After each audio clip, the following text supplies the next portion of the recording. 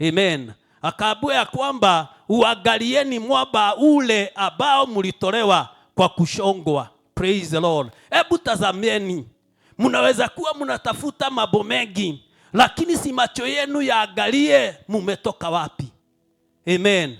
Hii shida ambazo umekuwa nazo, hii vita ambavyo vimemfuata, angalieni mwamba ambao mlichogwa ndani yake. Praise the Lord. Mlitolewa wapi?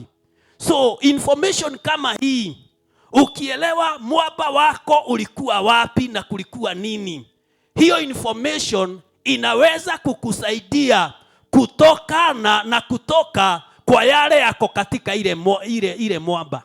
Bwana wetu apewe sifa. Kwa sababu penye tuliposhibuliwa kulikuwa na shida zake. Bwana wetu apewe sifa. Kulikuwa na vita yake.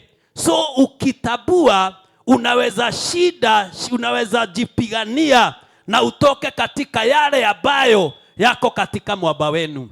Siku ya leo, it is my prayer tupokee information itakao tusaidia.